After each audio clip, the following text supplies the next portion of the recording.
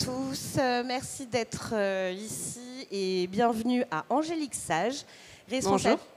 Bonjour, responsable technique du collectif EFI Énergie et qui va vous expliquer que réhabiliter des bâtiments patrimoniaux de façon permanente, eh bien c'est possible. Merci à vous, bonne présentation. Merci. Donc effectivement, je vais vous expliquer ça, en tout cas tenter de vous expliquer. On m'a laissé une demi-heure. L'objectif, c'est plutôt d'avoir déjà une partie présentation monologue, comme on a l'habitude de faire, mais ensuite de pouvoir échanger avec vous. Si vous êtes venus, c'est que le titre vous a un petit peu accroché et interloqué, donc autant qu'on puisse en parler ensuite ensemble. L'idée, c'est de voir comment on réhabilite des bâtiments où il y a aussi de la caractéristique patrimoniale à préserver, mais comment on arrive à le faire de façon performante, parce qu'on a réussi à montrer que c'était possible. Allons-y. Alors déjà, bien sûr, je vais faire un petit speech sur le collectif, puisque comme je travaille pour cette association, je vais quand même vous en dire 2-3 mots. Avant qu'on passe à une expérimentation, on a fait une expérimentation EFI Énergie Patrimoine de son joli petit nom. Et je vais vous expliquer comment ça s'est passé, et vous expliquer aussi où on en est aujourd'hui, et quel est un petit peu notre agenda dans les mois à venir et les travaux en cours. Alors, le collectif, on est une association, donc loi 1901. On est là depuis un peu plus de 15 ans maintenant. On travaille sur... on nous connaît surtout en fait pour les labels de performance énergétique, aussi bien dans la construction que dans la rénovation. Vous savez, ce fameux BBC, les bâtiments basse consommation. Au départ, c'était chez nous avant que ce soit repris au niveau national.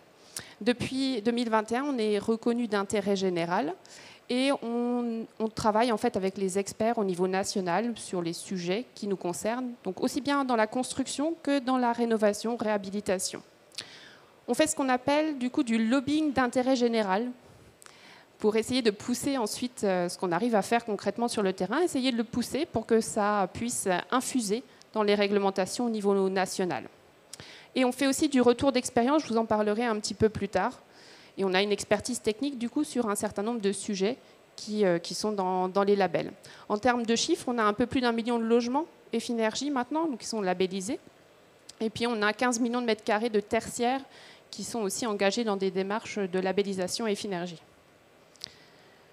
Les adhérents, on a plusieurs collèges d'adhérents, on appelle ça comme ça. Donc on a des associations, des organismes, des collectivités qui, eux, ont des places au conseil d'administration de l'association. Et puis on a aussi ce qu'on appelle un club des partenaires, qui peut être composé de structures privées, mais qui, elles, ne peuvent pas avoir accès au conseil d'administration pour rester le plus neutre, objectif possible dans les décisions et dans la stratégie de l'association. On a mené, il y a quelques années maintenant, ce qu'on a appelé une expérimentation. On a l'habitude de faire des labels. Donc on édite des règles techniques, on les met sur notre site internet, vous pouvez vous en emparer de façon libre. Vous pouvez aussi demander un label, donc vraiment avoir le tampon pour le bâtiment. Ça passe par des organismes certificateurs. Au départ, on voulait faire ça. On s'est dit, on va faire la même chose, mais pour les bâtiments qui ont aussi de la préservation patrimoniale à faire. On s'est vite rendu compte que ce n'était pas aussi simple que ça, quand il s'agissait aussi de l'architecture des bâtiments, de la préservation. Donc on a monté plutôt une expérimentation. Juste le terme expérimentation nous permettait de modifier les règles au fur et à mesure et de faire évoluer finalement le dispositif plus facilement qu'un label ancré. On a mené ça pendant 3 années, 2020-2022. Autant vous dire que les débuts n'étaient pas forcément terribles parce que tout s'est un peu arrêté d'un coup avec la Covid, donc ça a pris un peu de temps pour engranger les projets. Mais l'idée, c'était d'avoir des projets qui veulent associer réhabilitation énergétique et préservation patrimoniale. Il y a eu plus de 50 candidats. On a expertisé, je vais vous expliquer un petit peu après comment ça s'est passé, 21 dossiers. Il y en a 9 qui ont été validés et puis certains ont quand même été refusés. On verra pourquoi après. On a eu des soutiens financiers pour réussir à mener à bien ça parce qu'on me demandait aussi pas mal de participation à des experts techniques.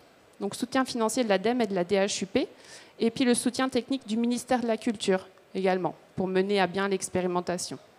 Ils sont toujours présents autour de nous parce que les travaux finalement continuent sur cette thématique. Plusieurs objectifs au label. Alors déjà, c'est vraiment d'avoir les 2 volets, énergie et préservation patrimoniale, pas l'un au détriment de l'autre. Vraiment réussir à associer les deux, bien sûr en gardant des qualités de vie en améliorant même la qualité de vie dans les bâtiments en question. La première question qui s'est posée, c'est de savoir à qui on adressait l'expérimentation. Est-ce qu'on laissait cette expérimentation pour les bâtiments uniquement, par exemple les monuments historiques, ou est-ce qu'on élargissait? L'objectif a été d'élargir un maximum. On a pris en considération les bâtiments qui ont une reconnaissance officielle, donc monuments historiques, mais aussi des bâtiments inscrits, classés dans des zones de protection, mais également les autres bâtiments, parce qu'on a un certain nombre de patrimoine vernaculaire sur le territoire qu'il fallait également réussir à considérer. Le fonctionnement. On avait initialement un groupe de travail. On fonctionne beaucoup comme ça chez nous pour essayer de regrouper sur une thématique les experts dédiés. Donc groupe de travail avec des énergéticiens, des architectes, pour essayer de voir comment on allait pouvoir traiter ce sujet finalement. Ce groupe de travail, il existe toujours. Issu de ce groupe-là, on a mis en place une commission d'experts. Donc il y avait 16 experts, 8 sur le volet énergie, 8 sur le volet patrimoine, préservation, pour traiter, vraiment valider les projets. 4 étapes pour une labellisation. Au départ, le projet, il a candidaté, et on regarde s'il y a vraiment de la préservation patrimoniale à faire. L'idée, ce n'était pas de réussir à contourner le label existant, mais bien d'avoir les deux sujets, énergie et préservation patrimoniale. Ensuite, le projet, une fois cette première validation, il doit déposer un dossier complet. Le dossier, il nous permet de savoir quels ont été les choix opérés dans le cadre de ce projet pour réussir à associer les deux volets.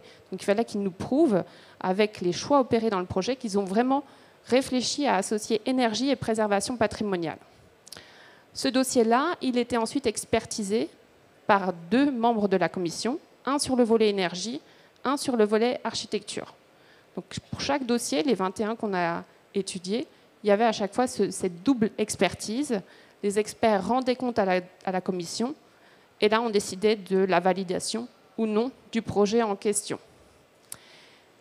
Et in fine, la labellisation, parce qu'en fait la labellisation, elle n'apparaît pas à l'avis de la commission, elle ne vient qu'après, à la réception des travaux.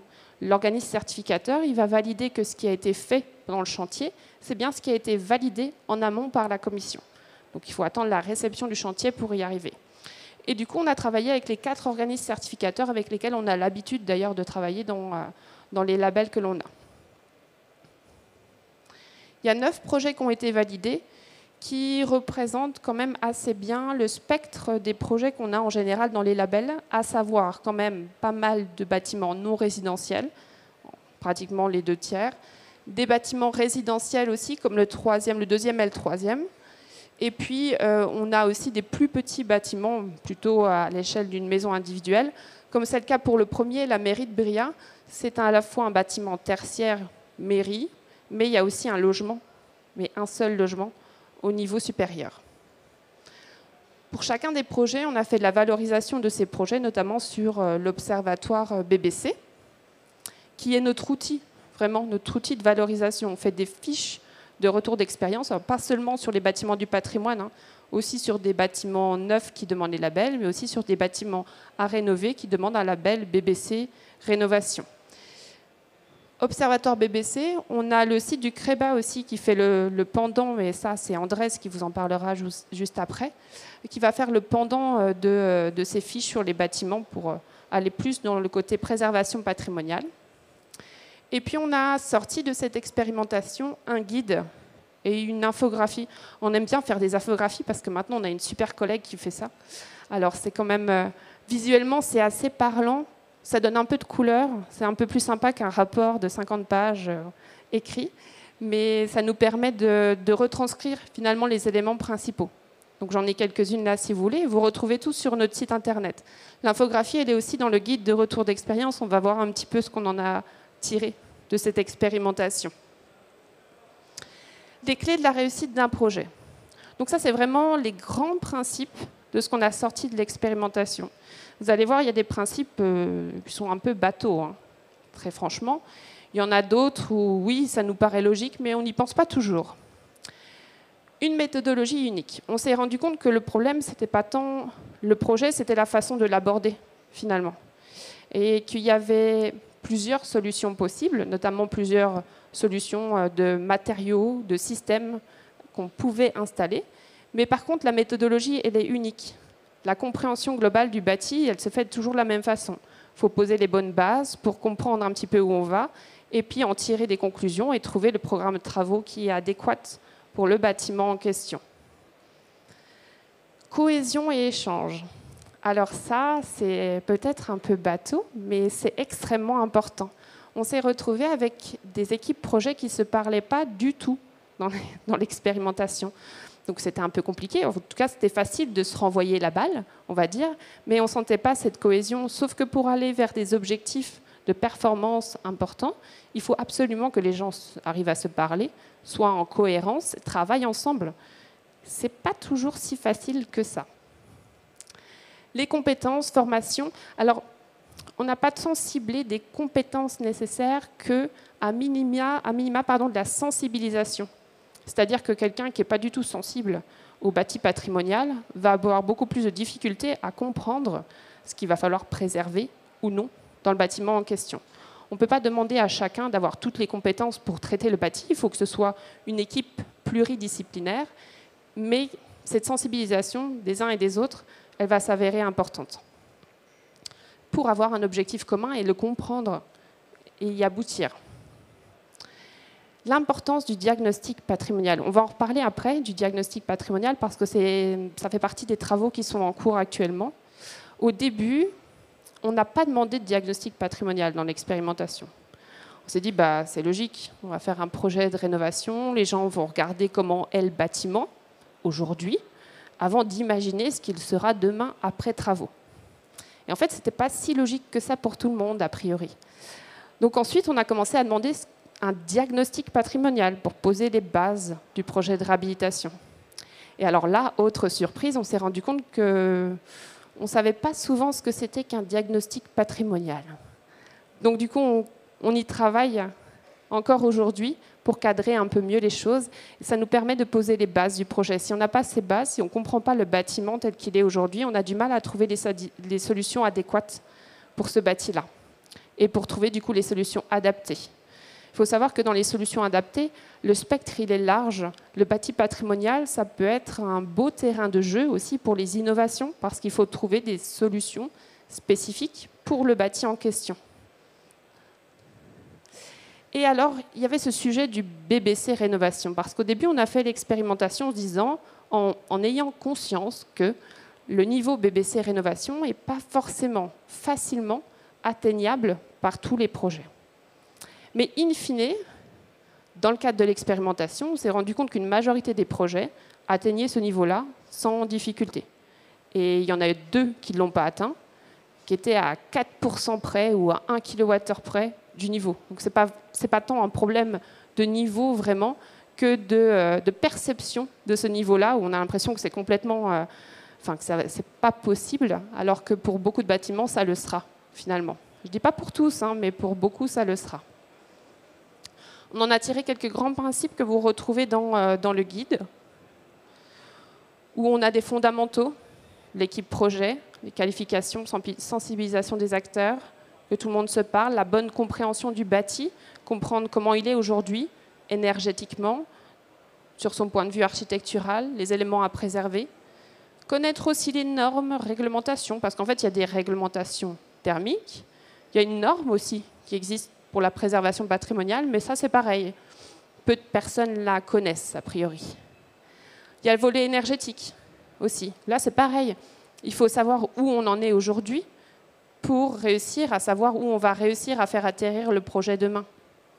Et souvent, on ne sait pas où il en est. Alors, on sait des fois s'il y a des factures, mais ce n'est pas le cas de tous les bâtiments, parce que des fois, ils ne sont pas utilisés depuis longtemps. Donc, il faut savoir où on en est. Et quel niveau de performance on a aujourd'hui, lequel on veut atteindre. Sur le volet préservation patrimoniale, c'est pareil, diagnostic, on pose les bases de ce qu'on a aujourd'hui pour établir ce qu'on veut avoir demain. On parle souvent d'un état de référence, parce que le bâtiment, il peut avoir subi pas mal de transformations. Mais alors là, il faut quelqu'un qui soit qualifié pour nous dire voilà les transformations que le bâtiment a subies et voilà ce vers quoi il doit tendre finalement. Parce que comme ça, enfin, de mon point de vue énergéticienne, c'est pas forcément inné, hein. Donc c'est vraiment une qualification à avoir, et d'où cette notion d'équipe pluridisciplinaire nécessaire et d'acteurs qualifiés. Et puis on va associer les deux, l'énergie et la préservation patrimoniale. Et alors là, il y a 2-3 petites choses qui sont mises en exergue. La gestion de l'humidité, ça c'est un truc à regarder d'un peu plus près. Le confort d'été, parce que si on dégrade le confort d'été dans le bâtiment, on aura quand même perdu quelque chose. Il faut aussi l'avoir en tête dès maintenant, ça devient de plus en plus important. Et puis ne pas dégrader le bâti, des fois on n'arrive pas à tout préserver. Par contre, il faut garder en tête que si on n'arrive pas à tout préserver, il faut réussir à ensuite revenir vers le bâti initial, vers l'état de référence. Et ne surtout pas oublier l'usage du bâtiment et les usagers qu'il va y avoir dans ce bâtiment-là. S'il y en a déjà, c'est eux aussi qui vont pouvoir vous montrer du doigt ce qui va et ce qui ne va pas dans le bâtiment. S'il n'y en a pas encore, c'est bien de savoir à quoi le bâtiment est destiné pour comprendre comment il va fonctionner demain, quel type de besoins il aura. Chauffage, confort d'été, mais aussi d'autres types de besoins, des occultations, des choses comme ça. Il faut réussir à l'anticiper. Aujourd'hui, suite à ça, on a plusieurs travaux en cours. Alors déjà, cette idée du diagnostic patrimonial, je vous ai dit qu'on s'est rendu compte que personne ne savait trop ce que c'était. Enfin, personne, j'exagère. On a eu 2, je crois, diagnostics patrimonial vraiment bien calés. Ça fait quand même peu sur les 21 dossiers. Donc l'idée, c'est vraiment d'accompagner le porteur de projet, d'avoir un cadrage de ce diagnostic patrimonial, de l'aider à comprendre à quoi ça lui sert, pourquoi il faudrait qu'il ait ça, et ce qu'il y a à mettre dedans, et qui peut l'aider à faire ça aussi. Alors on a un groupe de travail restreint qui est dédié à ça, avec des experts sur le sujet. On est accompagné aussi par le ministère sur cette thématique-là, pour avoir des documents d'accompagnement qui vont mettre en avant les qualités de ce diagnostic, à quoi il va servir, et ce qu'il y a à mettre dedans. Dedans, on va y trouver une présentation de l'édifice, tout simplement. Savoir c'est quoi ce bâtiment, de quand il date, son environnement, est-ce qu'il est déjà assujetti à certaines restrictions ou pas. Étude historique, d'où est-ce qu'il vient ce bâtiment, quelles ont été ces différentes modifications, à quoi il a pu servir, qui vont nous amener à une analyse vraiment architecturale, patrimoniale de l'édifice en question, voire à ce qu'on appelle une critique d'authenticité pour savoir ce qu'il y a, in fine, à préserver ou pas. Et c'est ça la synthèse. La synthèse de ce document, ce n'est pas de donner les travaux à faire, c'est de savoir dans le bâtiment ce qu'il est important de préserver et ce qui va être de moindre importance, je dirais, donc qu'on pourra peut-être préserver, peut-être pas. Parce que avec ce document, il fait partie, ce document, d'un certain nombre de diagnostics qu'on a au départ. Il va y avoir un diagnostic aussi sanitaire du bâtiment à faire. Et l'amalgame de tous ces diagnostics doit nous permettre de trouver les travaux. Donc ce n'est pas en sortie de ce document qu'on aura une jolie petite liste des travaux à faire. On aura juste la liste des éléments à préserver, ceux de moindre importance. Ça nous permettra ensuite de cibler ce qu'on est en capacité de faire ou non sur le bâtiment en question. Alors ça, les travaux sont encore en cours, mais avec une idée que ça sorte quand même rapidement, d'ici à 1 mois et demi, parce qu'on ait un document disponible, diffusable. On a un autre sujet, c'est on a fait l'expérimentation, on a réussi à valoriser ces 9 projets, mais l'idée, ce n'était pas de s'arrêter à 9 projets, c'est d'aller un peu plus loin. Donc c'est de trouver une solution pérenne de valorisation pour ces projets-là. On ne pouvait pas continuer l'expérimentation telle qu'elle était. Elle demande quand même beaucoup de travail, notamment aux experts, mais il faut qu'on trouve une solution. Entre-temps, je ne sais pas si vous avez suivi, mais la définition même du BBC Rénovation a complètement changé. En tout cas, pour le résidentiel, elle a été bien modifiée. On a eu un nouvel arrêté, on a des nouvelles règles techniques. Ça, c'est conférence de demain et après-demain. Mais du coup, ça nous a demandé aussi du travail, parce que l'idée, ce n'est pas de faire des règles complètement différentes, c'est d'harmoniser un petit peu, c'est que ce bâtiment, il se rapproche aussi le plus possible de ses exigences sur le volet énergétique. On sait très bien qu'il y a des exigences, il ne pourra pas les atteindre. Il y en a d'autres, il pourra facilement y aller. Il y en a d'autres qu'il faut un petit peu qu'on module pour que ça se passe bien. Ça, ce sera plutôt début d'année prochaine pour le cadrage final de ces éléments-là. Et puis en complément, on continue de travailler sur des projets. On travaille notamment avec Acté, avec la Fondation du patrimoine, pour réussir à engranger des projets, avoir à tester aussi, pour valider ce que l'on met en place, les exigences que l'on a. Donc, petit récap des calendriers d'action. On a eu l'expérimentation 2020-2022, refonte de l'arrêté BBC en 2023. On a continué les travaux sur l'année dernière, cette année, pour, dans l'idée, aboutir à un cadre de valorisation d'ici à l'année prochaine. Voilà pour moi. Avez-vous des questions à poser à Angélique après cette présentation détaillée et très efficace? Je vous écoute. On peut vous...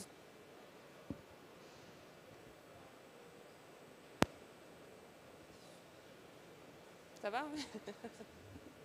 Bonjour. Bonjour. Est-ce que vous avez un exemple de document de diagnostic à nous présenter? Pas encore. Pas encore. Ça, ce sera l'objectif pour novembre, du coup, d'avoir directement un document à vous présenter avec ensuite des exemples qui devraient arriver. En novembre, ce sera le cadrage, donc vraiment les grandes lignes, ce qu'on veut voir dans chaque partie. Et l'idée, c'est d'avoir effectivement des exemples parce que le diagnostic patrimonial ne sera sûrement pas le même si on parle d'une maison individuelle ou d'un gros bâtiment tertiaire, pour vraiment caricaturer. Donc l'idée, c'est d'avoir des exemples de diagnostic pour accompagner ce document de cadrage. Oui. Bonjour. Juste par rapport à ces 21 dossiers, comment est-ce que vous avez choisi les localisations, les bâtiments, enfin, selon quels critères? Alors, on n'a pas tant choisi que ça. C'est-à-dire qu'on a lancé l'expérimentation et ensuite, c'est les candidats qui sont venus vers nous, on va dire. Donc, on n'a pas choisi en tant que tel les localisations. Je remonte jusqu'au lauréat. On y est presque, voilà. On n'a pas choisi les localisations. Par contre, ce qu'on a fait, c'est qu'on a effectivement validé les projets. En termes de localisation, donc ce n'était pas de notre dû directement, on observe à peu près la même chose que sur les labels dans le neuf ou dans la rénovation. On a quand même beaucoup de projets qui sont en région parisienne. C'est aussi ce qu'on observe dans les autres labels. Et puis ensuite, une disparité en fonction des régions. On a quand même été aussi aidés par certaines collectivités qui ont en place des dispositifs d'aide et qui ont associé ces dispositifs à l'expérimentation. Donc ça a un peu plus incité certains projets dans certains secteurs, effectivement. On n'a pas choisi, mais ça reflète en fait ce qu'on a dans les autres labels. Donc il n'y avait pas de discordance, en tout cas. Ça n'a pas généré de discordance avec ce qu'on a dans d'autres labels. Et la validation, la première validation en commission, c'était vraiment sur ceux qui n'ont pas été retenus. Typiquement, il y a eu 2 ou 3 projets qui n'ont pas été retenus. Et sur les projets qui n'ont pas été retenus, il y en avait 2 où en fait ils avaient déjà commencé les travaux. Et clairement, ce qu'on voyait n'allait pas dans le sens de l'expérimentation. Ça ne fonctionnait pas sur les notions de préservation patrimoniale, pour le coup.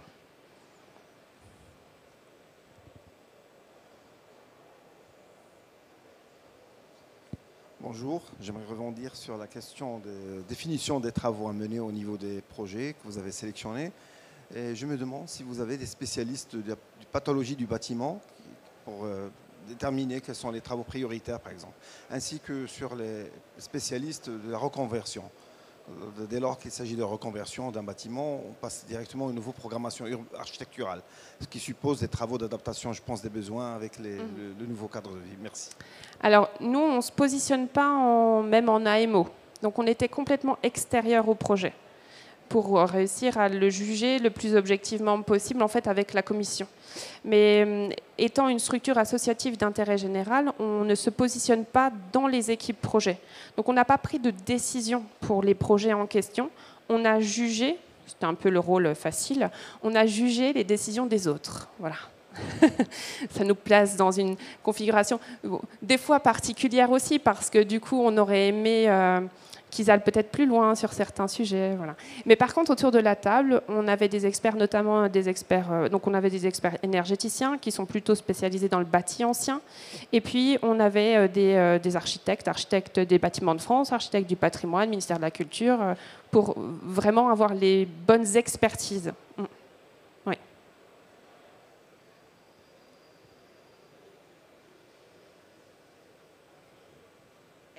Oui, monsieur.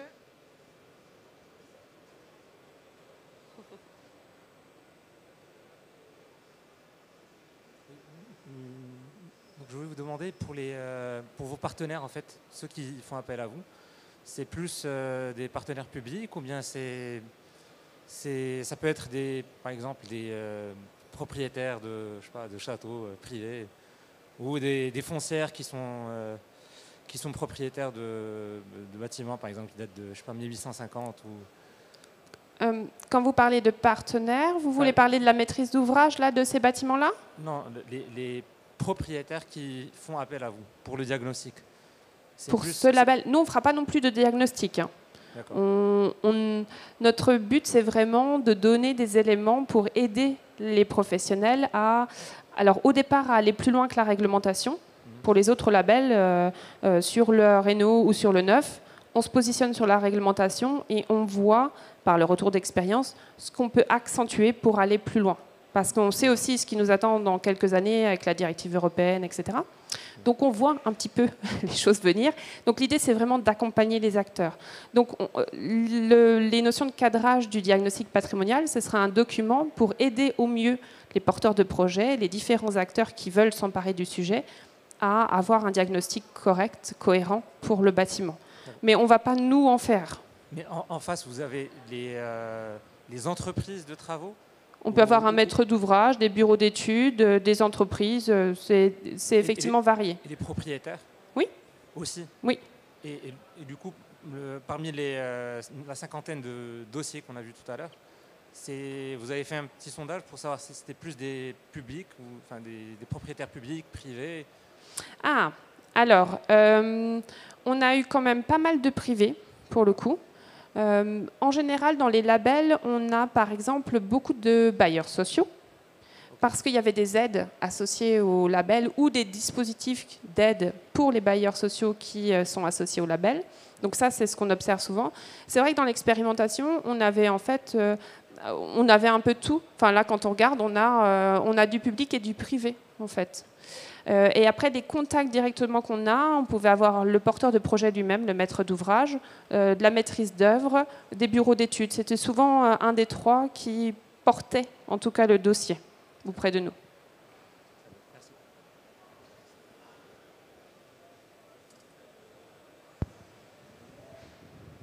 D'autres questions? Désolée, j'arrive. Pas de souci. Je suis partie chercher un nouveau micro. Avez-vous d'autres questions pour Angélique? Eh bien, nous allons... Oui. Alors sinon, en attendant qu'on vous passe le micro, on a un stand dans le hall 1 en M111 de mémoire. Donc voilà, où on a les plaquettes aussi et on a d'autres plaquettes sur les autres labels. Est-ce que vous pourriez rappeler le rôle d'Effinergie? Quelle est sa mission? Vous avez dit tout à l'heure que c'était une structure associative d'intérêt général. Voilà, et je suis désolée parce que je ne suis pas arrivée au tout début, vous l'avez peut-être dit à ce moment-là. Oui, enfin on a dit en quelques mots en tout cas. L'idée au départ à la création, c'était de massifier le bâtiment performant, aussi bien dans le neuf que dans la rénovation. Donc avec une impulsion notamment de collectivités et de labels qui existent dans les pays limitrophes, donc Passive House, Minergie Plus, et d'essayer de monter en France aussi une valorisation de la performance énergétique du bâti. Donc on s'entoure d'acteurs pour ça, pour mener à bien ces sujets-là, aussi bien dans la construction que dans la réhabilitation. Et ensuite on se développe sur certains sujets.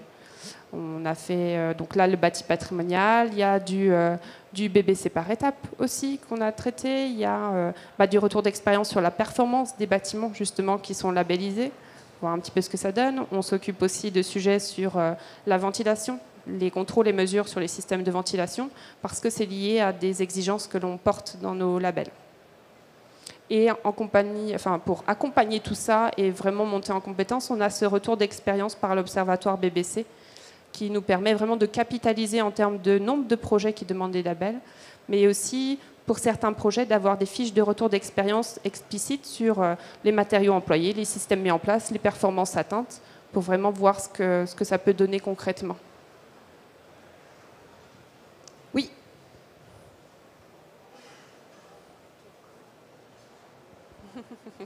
Rebonjour. Je me demande si l'Observatoire a pour compétence également de faire l'évaluation des projets en cours, afin de faire des recommandations concernant l'amélioration des procédures, la manière des procédures, les démarches en entreprise.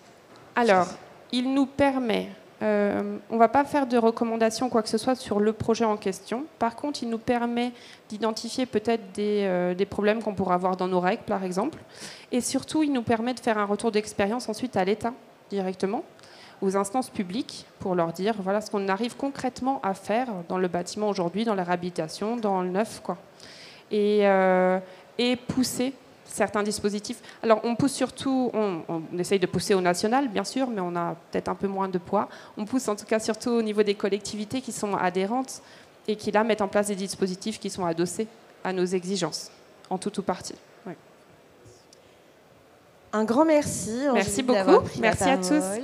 En effet, comme Angélique vous l'a dit, vous avez un stand, du coup, oui, hall 1, M111. Voilà, n'hésitez pas si vous voulez prolonger la conversation. Nous allons retrouver dans 10 minutes Monsieur Andrés Lidvac, qui va nous parler de la réhabilitation des bâtiments anciens. Donc, vous avez 10 petites minutes pour aller aux toilettes, prendre un verre d'eau.